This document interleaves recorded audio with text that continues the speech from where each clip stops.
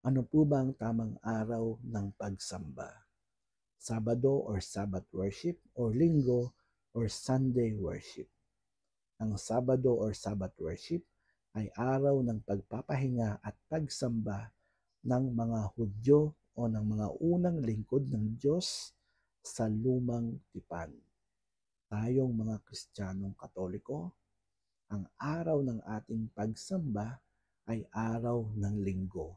Dahil Linggo, muling nabuhay ang ating Panginoong Hesukristo.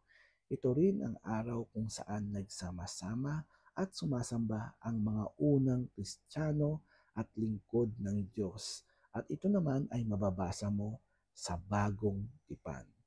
Kung sasabihin naman ng mga Sabadista o sumasamba ng Sabado, na ang ating Panginoong Hesukristo ay nabuhay nung Sabado ng gabi, tama din naman sila.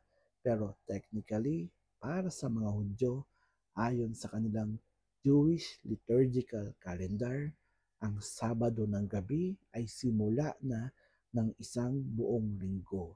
Ang Sabado ng gabi para sa mga Hudyo na naging Kristiyano ay araw na ng linggo.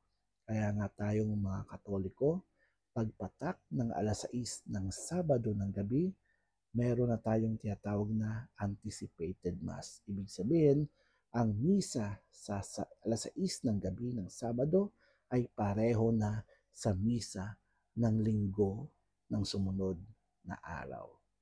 At para sa mga Sabadista, ang kanilang isang buong linggo, ang araw ng kanilang pahinga at pagsamba ay sa ikapitong araw pa. Para sa ating mga Kristiyanong Katoliko, ang ating buong isang linggo ay sinisimulan natin sa araw ng linggo, araw ng pagsamba sa Diyos. Sana po nakabigay impormasyon. Hanggang sa muli, Brother Paul po. God bless.